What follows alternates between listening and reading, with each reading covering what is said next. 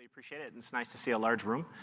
I've got a pretty cool presentation. We've got some launches and new features, obviously, as in the title, for PrivateLink and VPC Lattice. So that's pretty cool. My name is James Wenzel. Everybody calls me Jamie. I'm a principal solutions architect. And I'm here to give you the experience, more or less, of architecture and how the new features will relate. I'm joined by the person that, when I have questions about this service, I'm joined with Ashish Kumar. And Ashish is the product manager, so he's the one that got all the requirements from you guys, our customers, right? And then helped define this service. And then when he has questions, we also have Eric Fuller, who is in charge of the team that actually creates the service. So we've got a pretty packed and pretty powerful house here for you today. So let's go over the agenda. First, I'm going to go over, as I mentioned, kind of a little bit of the foundation of PrivateLink and VPC Lattice. Right? We're going to do this through architecture because that's what I know and love. And then we're going to pass it on to Ashish.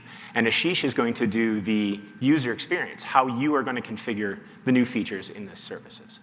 And then we're going to dive a little bit deeper with Eric. And he's going to go into how all of this kind of comes together, works, and all of that. But I want to let you know that in our presentation, Eric, Ashish, and I were thinking, there's so many new things that this feature unlocks. How are we going to give a presentation that you can absorb, where it's not like a fire hose in one ear and then all out the other? So we're going to repeat ourselves a little bit, but pay attention, because every time we repeat ourselves, such as Ashish repeating something that I said, he's going to add more information. And then Eric will do the same when he repeats some of the things that Ashish has said. So let's get into it. Foundations and new capabilities. Okay. So I'm going to start out with a simple architecture, and hopefully this, at some point through this journey of this architecture, some of you can relate to, like, hey, this looks like what I have, or this is where we're trying to go. So we're going to start out with a standard application, and the main driving force of this application is going to be the internet, right? Our customers are on the internet. They're going to try to consume something. I've got an ALB, a target group, and I need to connect up a couple of their VPCs. I've got a decision to make in terms of what kind of connectivity I can get between VPC1 and VPC2, and VPC2 and VPC3. Now, between 1 and 2, my thoughts are I need layer 4 access, has to be bidirectional, and it has to scale. I may add more VPCs as everyone starts to use our products and features, and so I need something that can scale out. But between 2 and 3, let's say 3 is my data store, or something I need to access and I need high throughput. Well, we have a couple of options there. I'm sure you guys have seen some of those options. Transit gateway and VPC peering. Layer 4 access types in AWS, right? But they have their pluses and minuses.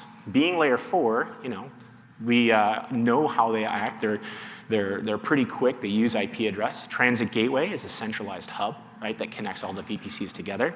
It's scalable up to 5,000 VPCs. If you wanted to centralize access like Direct Connect or VPN, you can connect directly to it. But it has some things that we need to be cognizant of. If we're going to scale that large, our routing is going to be largely static, right? And because that routing is largely static, we should probably be thinking about infrastructure as code. But it is something that we have to keep in mind as we're trying to manage this service. And also, it can be kind of costly depending on how your workloads are set up. If you're dragging traffic back and forth across transit gateway all the time, you're going to incur more and more data charges. So you just have to know your flows. That's one of the things we always like to say is know your flows, and that will help you out in the long run. So let's look at VPC peering. VPC peering, it's extremely fast. Unlike transit gateway, where it goes across a fleet of servers to help determine where your traffic goes, VPC peering is pretty much a slice of our software-defined networking, right, that we expose to you. And it's pretty simple, connects from one route table to the other, and it can be cross-region. So that's pretty cool. Transit gateway can be cross-region, but you have to add on transit gateway peering.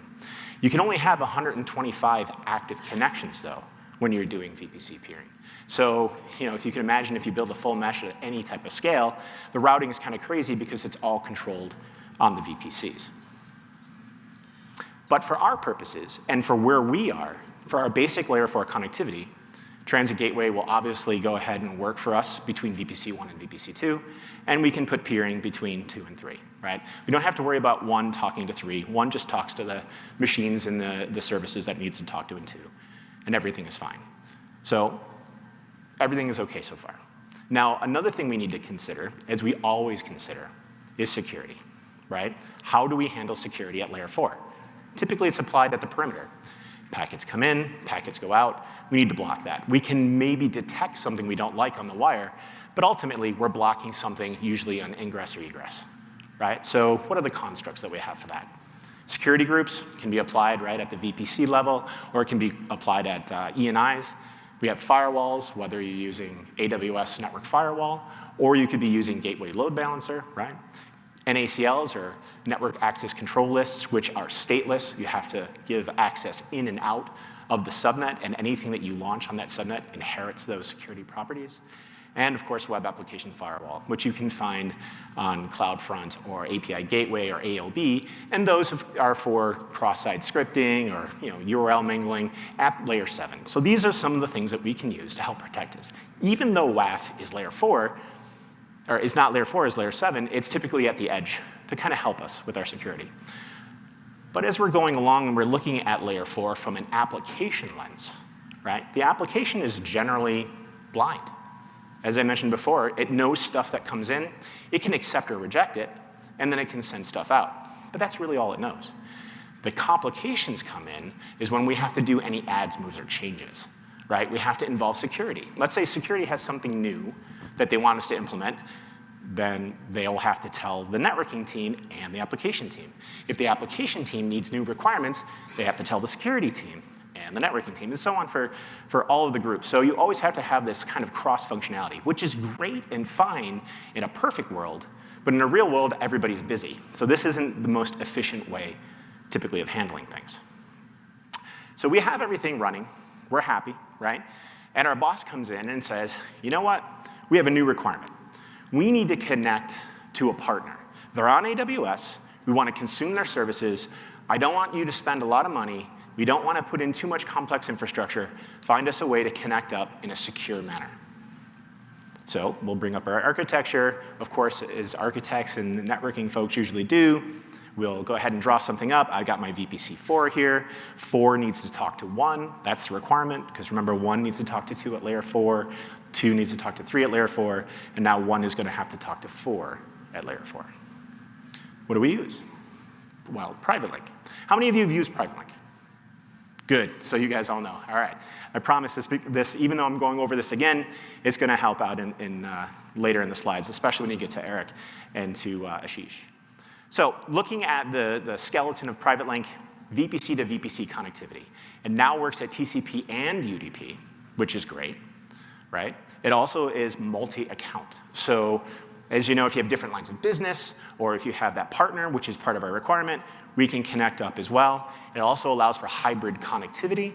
And the main reason is because that endpoint that we have will grab an IP address from its local subnet, and that is routable. And it will go over Direct Connect, or it'll go over VPN.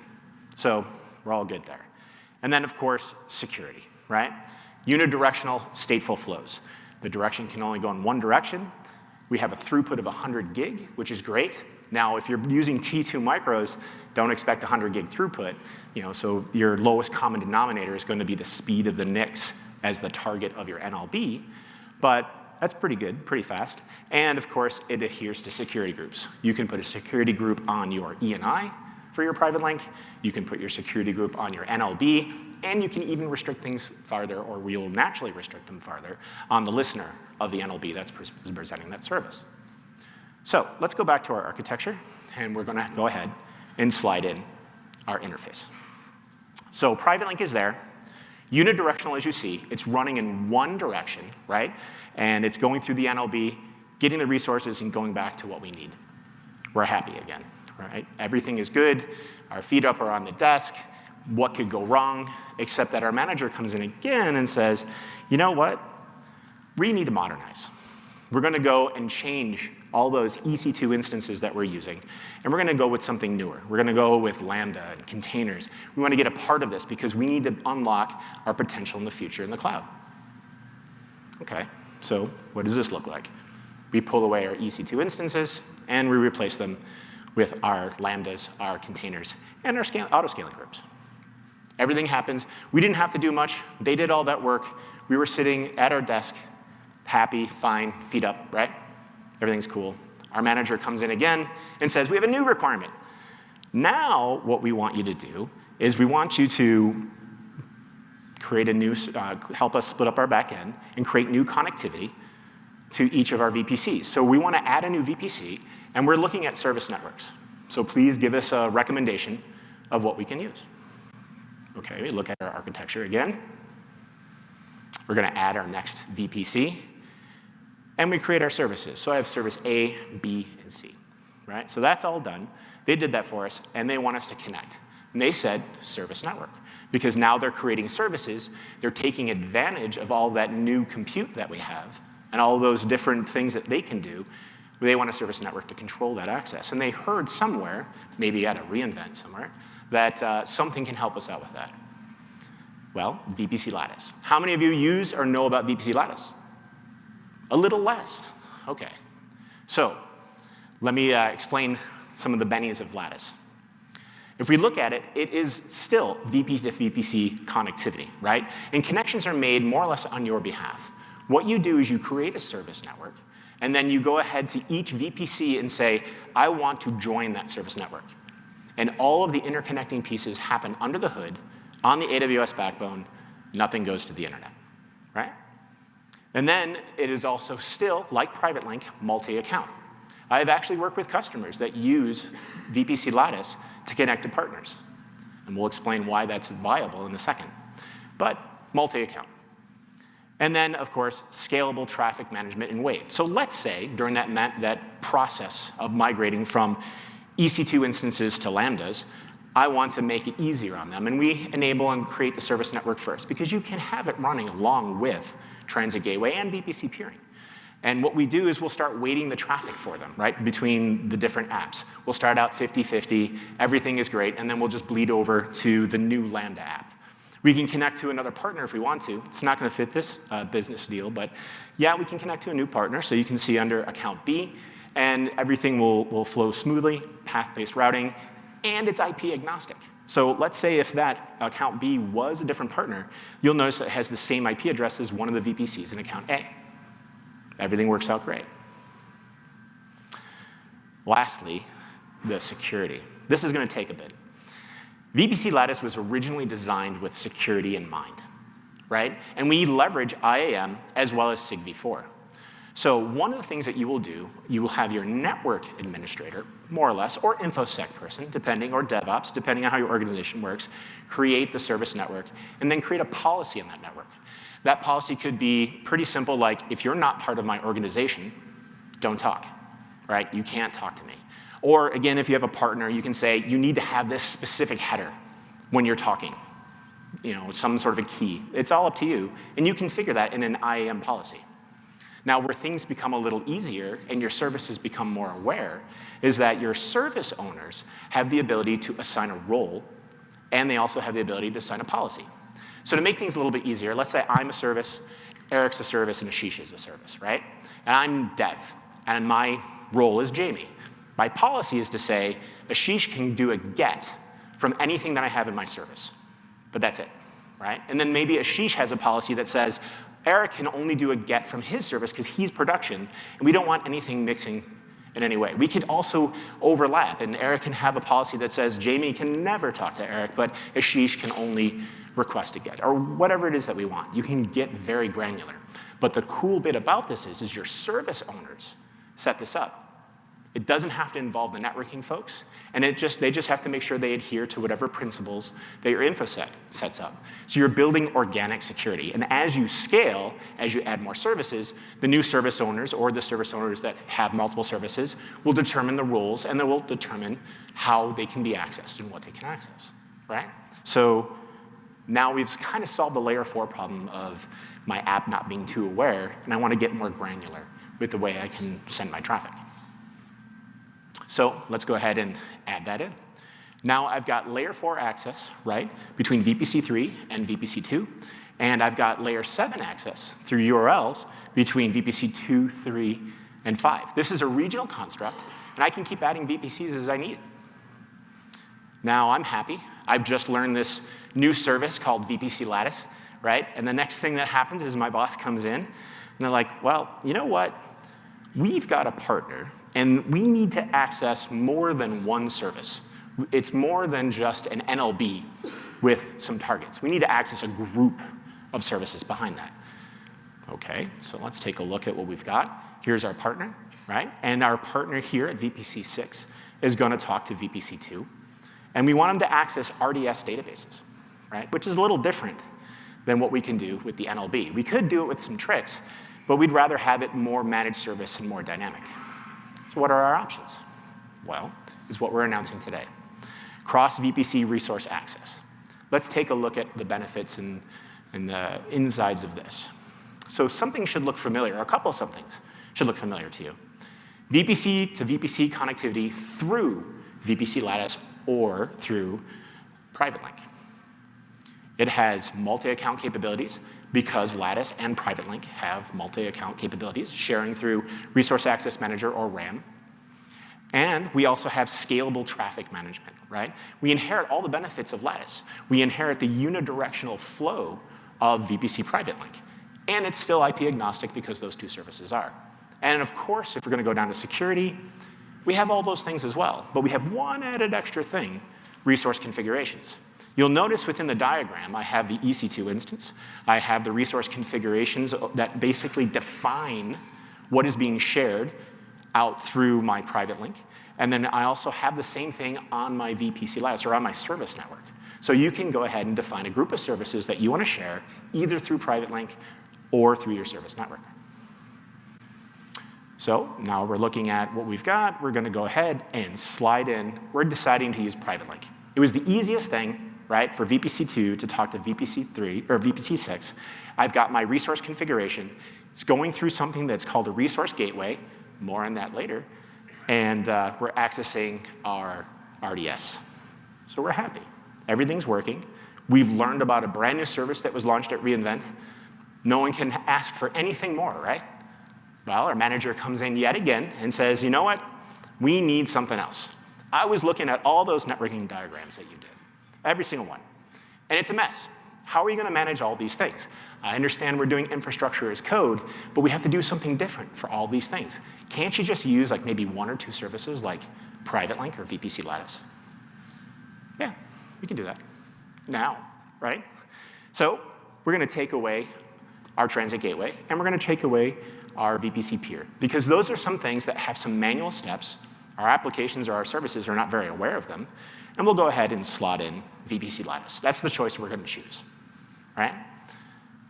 Then we're going to add resource configurations to VPC Lattice and allow our communication between our services to talk. Another requirement, remember, for VPC Lattice is that we have to talk from service to service. So I've created a new service on my target group for my ingress, right? So everything's working good.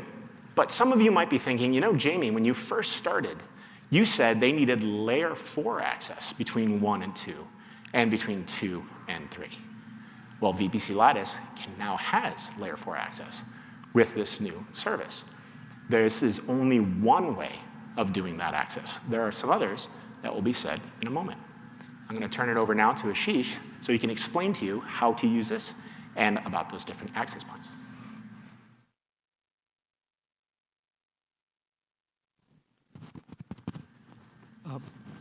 Good afternoon, everyone. My name is Ashish Kumar. I'm a senior product manager in the VPC product management team.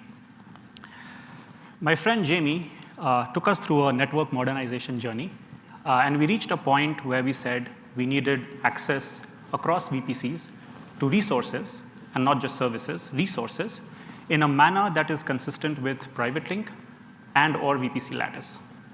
So simply put, what we have is we have a resource that's inside a VPC. In other words, it's a VPC resource. And we need to access this VPC resource from a client that's in another VPC, which we call the consumer VPC. And this access needs to happen privately over AWS PrivateLink or over VPC Lattice. So that's the problem that we're trying to solve. And that is exactly what we have launched with this new capability called cross-VPC resource access or access to VPC resources over PrivateLink and VPC Lattice.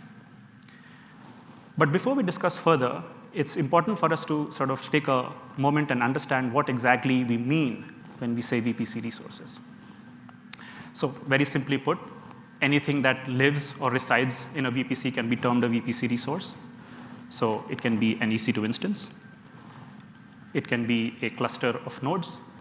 Think of a Kafka cluster or a cache cluster or a high-performance cluster that's in your VPC.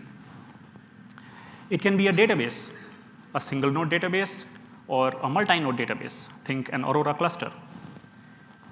It can even be an application that runs behind a network load balancer or an application load balancer or a load balancer in general.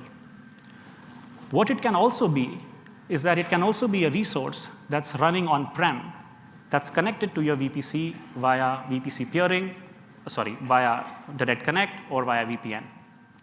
In fact, it can also be something that sits in another VPC that's connected to your VPC over VPC peering or transit gateway. So anything that is in your VPC or is in an environment that's connected to your VPC can be termed a VPC resource. So now that we understand what VPC resources are, let's talk a little bit about the benefits of this new capability. So first, it integrates with Resource Access Manager. So what that means is, if you have a VPC resource, you can share it with another account from which account you want to enable access to your resource. So if I want to, let's say, allow you to access my resource, I can simply share it with you via AWS Resource Access Manager.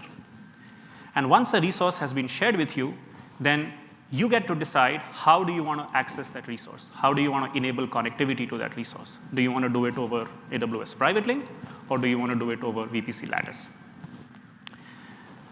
Now, the third thing that we have launched with this capability is that we have integrated two very crucial networking constructs, the VPC endpoint in AWS PrivateLink with the service network construct in VPC Lattice.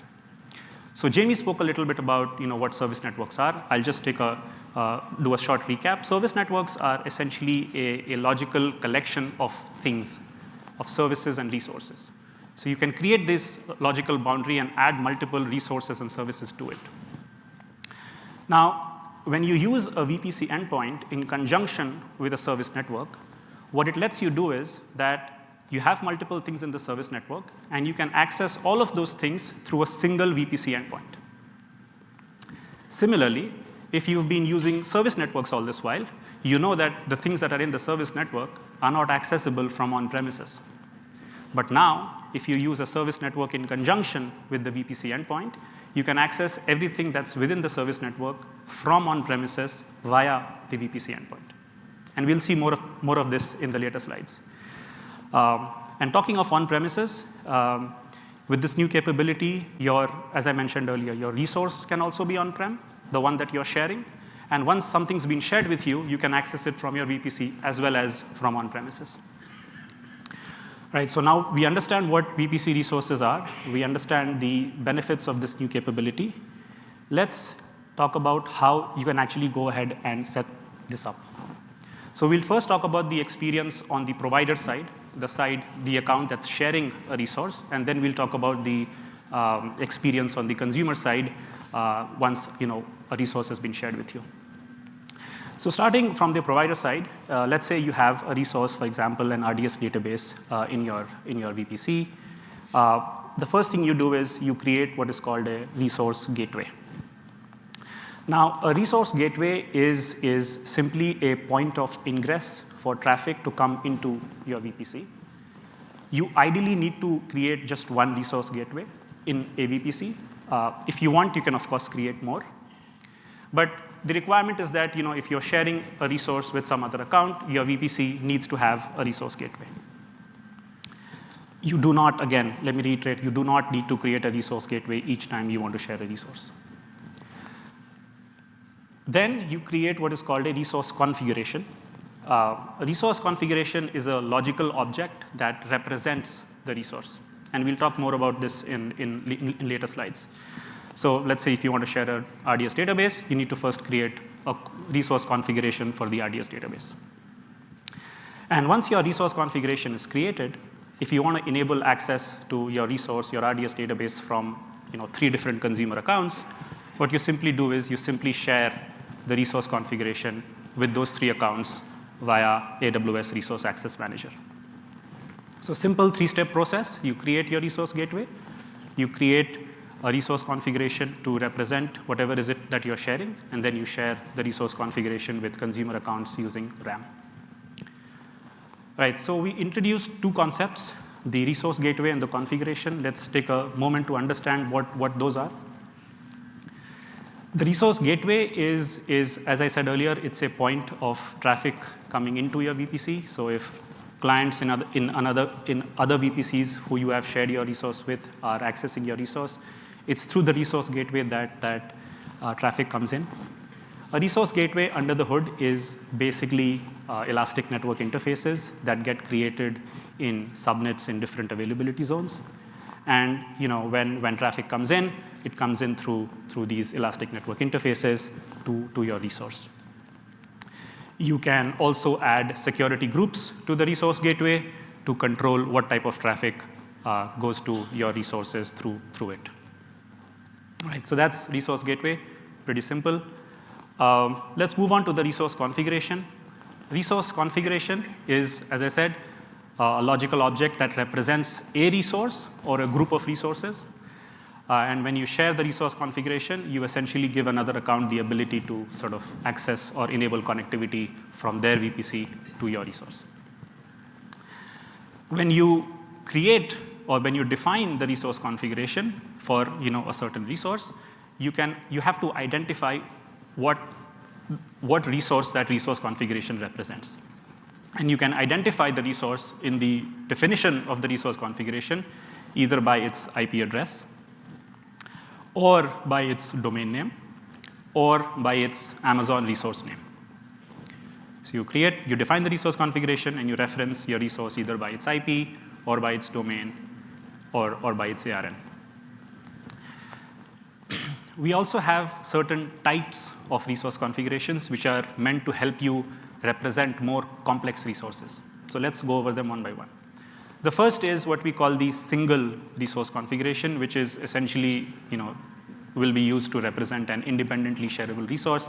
For example, if you have, an EC2 instance on which you're running a web server, you can simply create a single resource configuration with the IP address of the EC2 instance. Similarly, if you have, an application, you can create a single resource configuration with the application endpoint, in this case, abc.example.com, and simply share that with another account.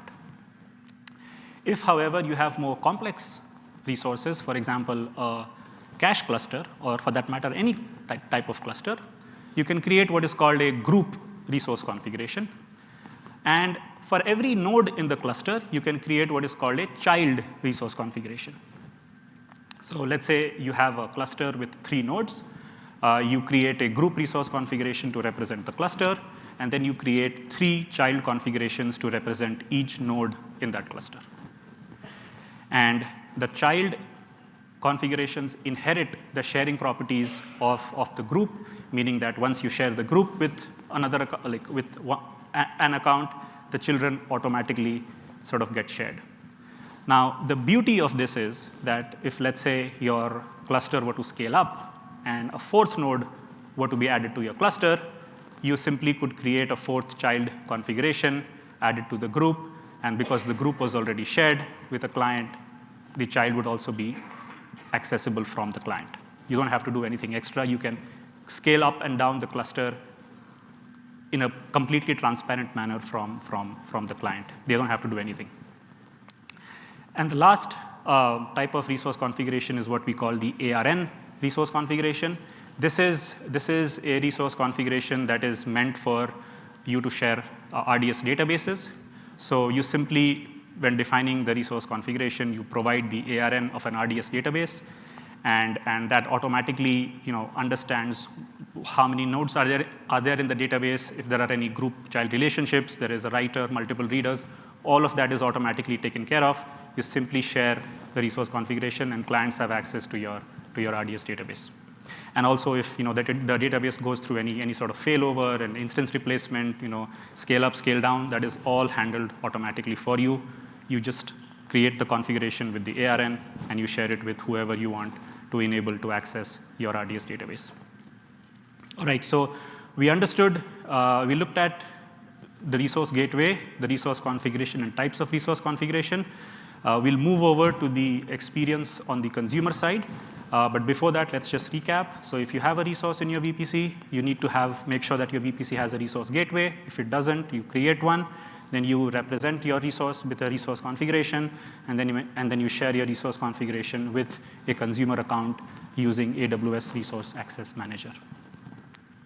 Now, moving over to the consumer side, if a resource configuration has been shared with you, you have multiple options to enable connectivity to the resource from your account or your VPC. The first is what we call the old PrivateLink way of doing things, where you simply use a VPC endpoint to connect to the resource. A lot of you have been using PrivateLink, so you can easily guess what this means. You simply create a VPC endpoint. We have a new type of VPC endpoint that we've launched, which is called the VPC resource endpoint, or the resource endpoint simply. And you simply create a resource endpoint, and then you have access to the resource from your VPC. So simple, expected, easy, the good old PrivateLink way of doing things. All right, so that's the first way, using resource endpoints. Moving on, we have another way, which uses both the VPC endpoint in conjunction with the service network, which I was alluding to earlier in one of the earlier slides. Now, in this case, what you do is you create first a service network, which is a collection of multiple resources and services. If you already have one, you can use that. You add the resource configuration to the service network, and then you connect the service network to a VPC using a new type of VPC endpoint that we've launched called the service network VPC endpoint, or simply the service network endpoint. And once you've connected your service network to the VPC using a service network endpoint, through that VPC endpoint, you can access everything that's within that service network, including the resource. All right, so this is the second way. And the third way is for those of you who've been using VPC Lattice, you know that there is a way to connect a service network to a VPC using what is called a service network VPC association. And the end result is the same. Once you connect using a service network VPC association, clients within your VPC can access the resource privately. So let's do a quick recap of the three different ways. If a resource configuration has been shared with you, you can either create a resource endpoint to access the resource directly, or you can create a service network, put the resource configuration inside the service network, and then connect the service network to your VPC using one of two ways. One is the newly launched service network endpoint or VPC endpoint of type service network, or you use the Lattice way where you create a service network VPC association to connect your VPC to the service network. All right, so we saw three different ways of doing things. Let's do a quick comparison of when you might want to use what. Let's first compare the resource endpoint with the service network endpoint. So let's say you have in your organization 3 VPCs, and each VPC needs to access one or two resources. You'll be better off just creating a resource endpoint to access those resources directly. If, however, your requirements are more complicated, where every VPC needs to access every resource, then you will have to create 3 different resource endpoints in each VPC to access those 3 resources. Instead of doing that, you probably are better off creating a service network, putting those 3 resources in the service network, and creating a service network endpoint to connect the service network to your VPC. All right? So as you move from a one-to-one to a one-to-many model, you probably want to use service network endpoints over the resource endpoint.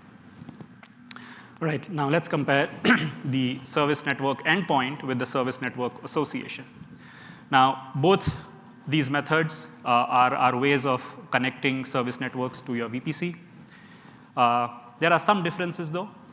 The first difference is that when you create a service network endpoint, then IPs from your VPC's IP space are used to enable connectivity to everything that's within the service network. However, if you use the service network association, then that connectivity is enabled using non-routable public IPs. So they don't come from your VPC. Second is, if you want to enable access from on-premises, you have to use the service network endpoint. The service network association only allows access to things that are in the service network from within the VPC. And lastly, if you have a requirement where you want to connect multiple service networks to a VPC, you have to use service network endpoint. Every service network endpoint that you create lets you access a service network. In the association case, you can only associate one service network to one VPC. So 3 things: the IP utilization, the connectivity from on-prem, and the ability to connect multiple service networks to a VPC. Let's take an example to see all of these 3 methods in action. Let's assume that you are an ISV, and you have single tenant VPCs for every customer on the left-hand side. And you have customer A and customer B that share a resource with you, one resource each with you. You can create a resource endpoint to access that resource. If, however, let's say every customer is sharing a whole bunch of resources with you, then you might want to create one service network per customer to logically separate those resources, and then use a service network association to connect the service network to your VPC, to those single tenant VPCs. If, however, you have a multi-tenant VPC and your customers are sharing a whole bunch of resources, you'll still want to create separate service networks per customer, but connect those service networks using a VPC endpoint of type service network or simply a service network endpoint. And similarly, if you have an on-prem element, you might still want to continue using service network endpoint, because then you get to access those resources from on-prem. Right, so we've seen the 3 different ways of accessing resources once something's been shared with you, once resource has been shared with you. That concludes the experience on the provider side as well as the consumer side. Let's talk a little bit about how this new capability is priced. Starting with the provider side or the resource owner side, there are no hourly charges for sharing resources. There are no hourly charges for creating gateways. You can create resource gateways and resource configurations as much as you want. On the consumer side, though, there are charges. If you enable connectivity through a resource endpoint, then you pay 2 cents per hour per resource endpoint.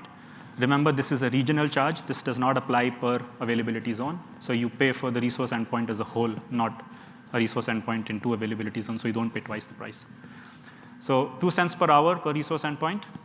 If you choose to put the resource configuration inside a service network, you pay 10 cents per hour per resource configuration that's in the service network, regardless of how you choose to connect the service network to your VPC. So you don't really have to worry about how you're connecting.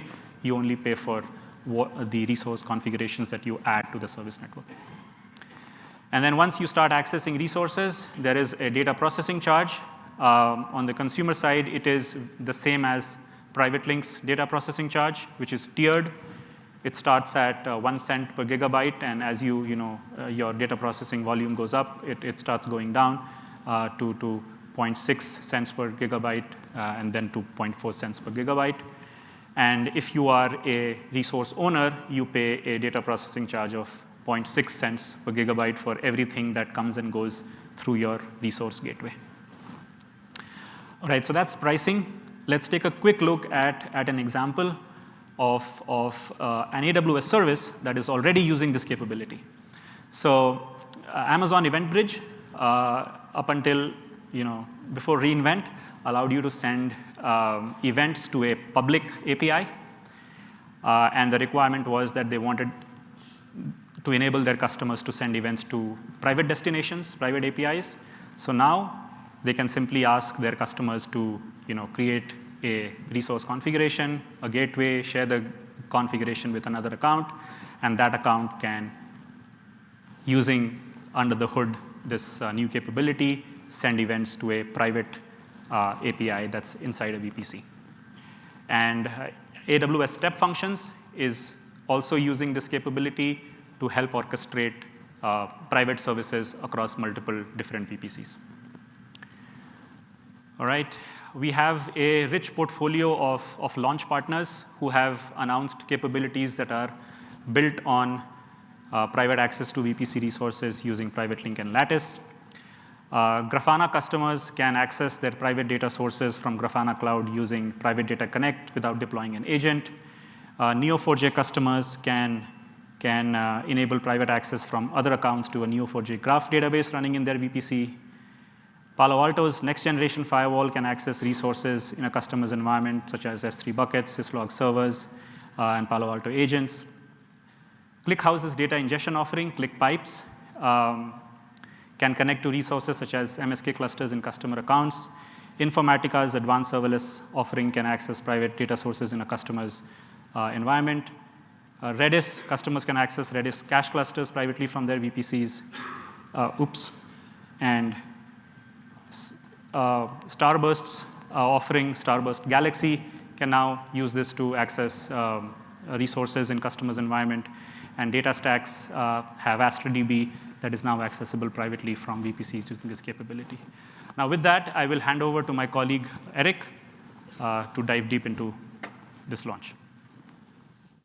All right. Thank you, Ashish.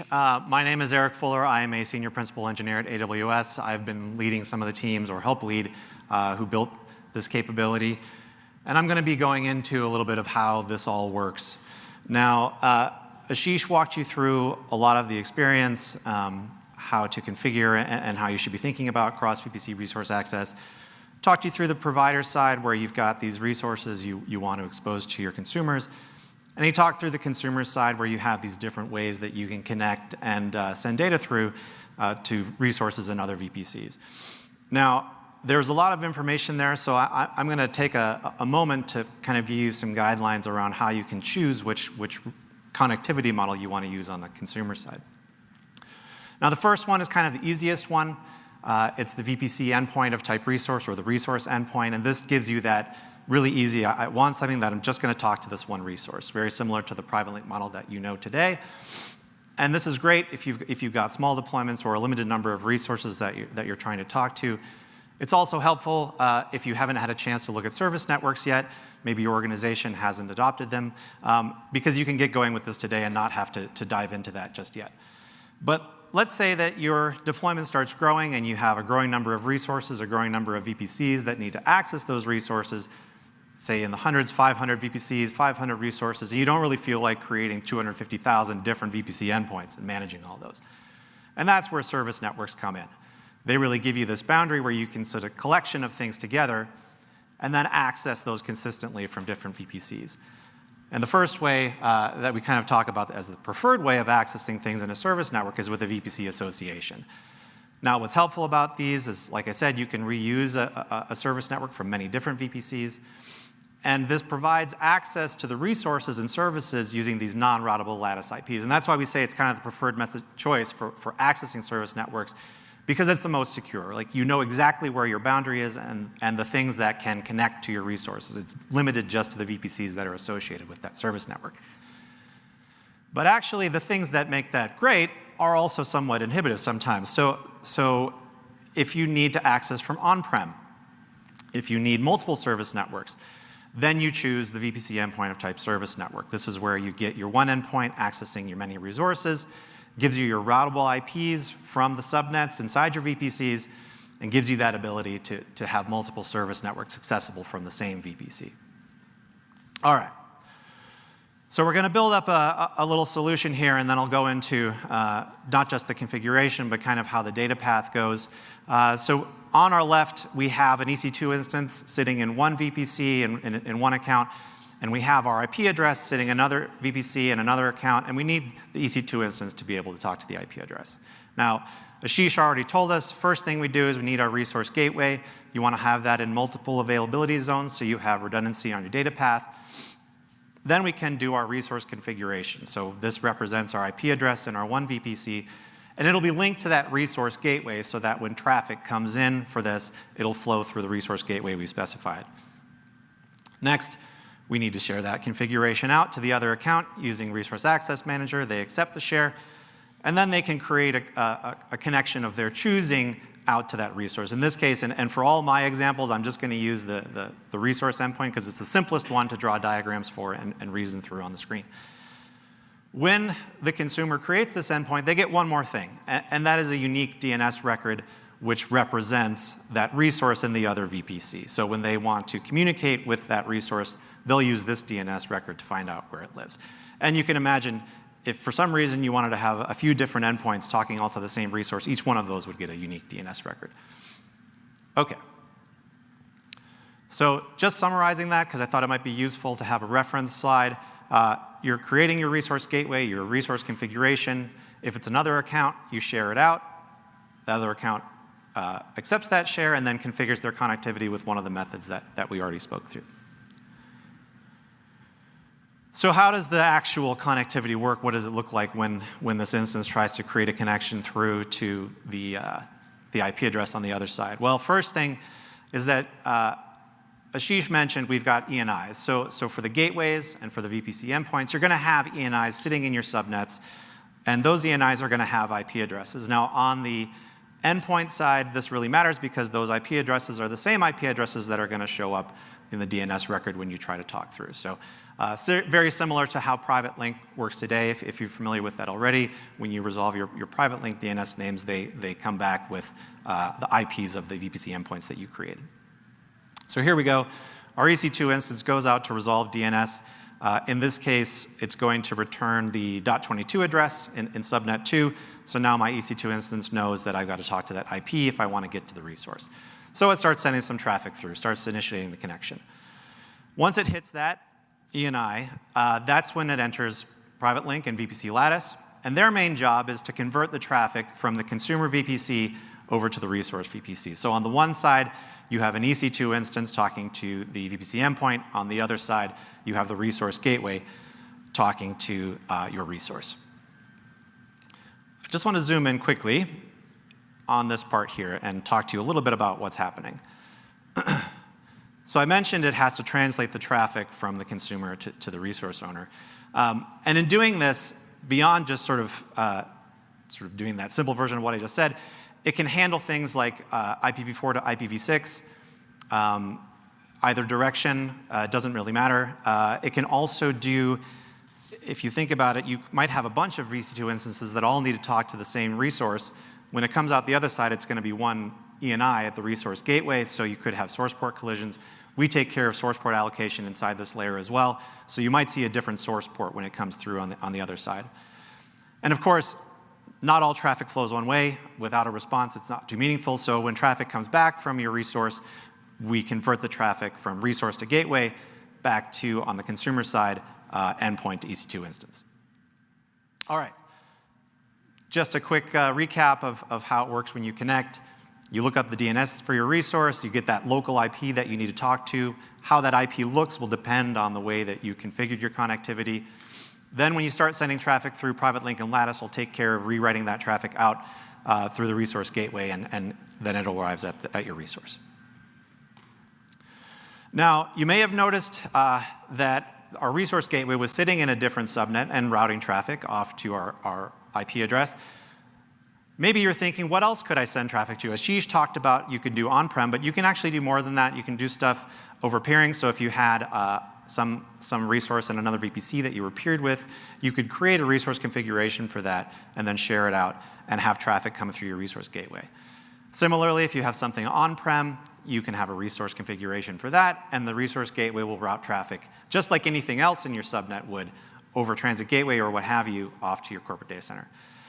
The other one that I think is kind of interesting is that you can route traffic out to the internet. So let's say you really wanted to centralize and lock down your internet egress across your organization. You've got all these VPCs that are out there. You could lock them down with that block VPC internet access feature that we just came out with a couple weeks ago, and instead have an allow list of all the domains that you want them to talk to and create resource configurations for each of those. Pop them in a service network, and then all your VPCs maybe have a service network endpoint to that collection of allowed domains. Now you've centralized all your egress to come out of one point. You can do different inspection, have all sorts of controls on this one thing, and you're not having to manage all those different things. I think that's pretty cool. Coming the other way, it works a lot like what you have with PrivateLink today. So of course, internet access coming back doesn't work because that's not how NAT Gateway works, so we'll just get that out of there. But if you've got something that's in a resource that's in a VPC that's not already connected to these other things, now when you have a business need to have access to that, you don't have to figure out, okay, how am I going to add this to my transit gateway? How am I going to add this to my peering? You can create, in this case, kind of like an ingress VPC, so that these other things that you've already created connectivity for, you can extend it out and reach other resources and other VPCs that aren't already directly connected. I'll just now run through the different kinds of things that you can use for this functionality, things that you might want to connect to it. Ashish talked through some of this, but I'll give you a little bit more of the details, starting with Amazon RDS databases. If you've got any of these database types, most people have them. Good news, this is going to work for you. And the way that it works is actually quite intuitive. So I'm sitting here, I've got my EC2 instance, again on the left, that wants to talk now to my database. On the right, I've already got my resource gateway in place. So next step is to create my resource configuration. I use my RDS database, ARN, then I'll share this across. Now, when you have a cluster, you'll typically have different endpoints that you connect to for that cluster. In this case, I've got a writer endpoint at MyDB cluster X, and then my reader endpoint at MyDB cluster ROX, so my read-only endpoint. And these are the endpoints that you use when you're co-located with the RDS database in the same VPC to talk to it. Now, when a consumer creates a connection across to that resource, they'll get their own private hosted zone with the exact same names that you would use inside the VPC from their VPC. So they kind of get that co-located experience without actually being in the same VPC. So here, just to sort of recap, when you're creating your resource configuration, you use the RDS ARN and private hosted zone. In this case, the DNS is fully managed for you. Next one, DNS. Most things in your VPC are going to have some kind of DNS associated with them. Ashish mentioned your load balancers, but really anything that you've got a name for that resolves and then is something that's inside your VPC is something that you might want to use with this. Expose it out to another VPC because somebody all of a sudden needs access to a certain API or data or whatever it is. So in this case, I've got my DNS record or my DNS on the right-hand side. So what this really means is, like, if you're in the resource VPC and there's something that you're connecting to, you're using DNS and then you're connecting to it, you want to give that same experience out to somebody else in another VPC. So you create your resource configuration using the DNS record. So in this case, it's my app server 1. When the consumer creates a connectivity to that, they'll get that unique DNS name I mentioned a little bit earlier, which is just sort of represents the resource via the endpoint. If connecting to that sort of random unique name isn't useful for you, maybe you've got TLS or something where you're doing validation of the domain name, you can create a private hosted zone with the friendly name and alias, the unique record. Just want to jump quickly into here because it works a little bit differently for DNS than it did for the other things. When your flow comes through, we're actually going to be resolving DNS, not inline because that wouldn't be very performant, but we'll do it periodically. So you can use all the features that you already have in DNS, and it will work when new connections come through. And this is really cool. So like if you've got health checks that are making sure that failover is happening, if you're doing weighted DNS, if you're doing proximity-based DNS, all that stuff will work and sort of fits in seamlessly with this feature, which I think is really cool. So for the lifetime of the flow, it sort of gets one of the target addresses, and as over time, if the DNS starts to change, new flows will be mapped to the new IPs that come back. Some call-outs here. So the DNS record has to be publicly resolvable. It can resolve to IPs that are private, but it has to be a public record. Then when the default experience is to access via that unique DNS record, but if you want private hosted zones, you can do it yourself with a self-managed one. IP addresses, you might have a few of these sitting around. It's kind of the most common way to talk to things inside your VPC. Maybe you've got an Elastic Network Interface that has an IP address on it, or you have a secondary IP, you want to move these around or share them, whatever. Pretty straightforward. You create your resource configuration using that particular IP address. When the consumer creates the endpoint, they're going to get that unique DNS name, which represents that IP address. When they want to talk to it, they resolve, and traffic will flow through. Couple of notes here. When you're sharing an IPv4 address, you can use pretty much anything from the RFC 1918 ranges. We reserve a couple things for EC2, but pretty much everything there is for game, which is how you can reach the various things on-prem, et cetera. If you're sharing IPv6 addresses, it's got to come from the VPC's CIDR block range. And of course, your clients will access that resource with the unique DNS record. The last type is the resource group. You can have a group of DNS records or a group of IP addresses. You can't mix them. And like Ashish said, these are great for clusters, right? You've got some system that's full of nodes that if you have only access to a subset of them, it's not going to be particularly useful. So here we have a cluster on the right. In this case, we're using DNS instead of IPs to represent those nodes in the cluster. When we create our resource configuration, we start with a group. This is the umbrella that's going to contain all of our nodes. We create individual items for node 1 and node 2 that are linked to the group. And when the consumer creates an endpoint across, they're going to get sort of the experience we already had with the unique DNS names for each item in the group. But the difference here is that when we need to scale out and we add that third node will be accessible to all your consumers without them taking any additional action.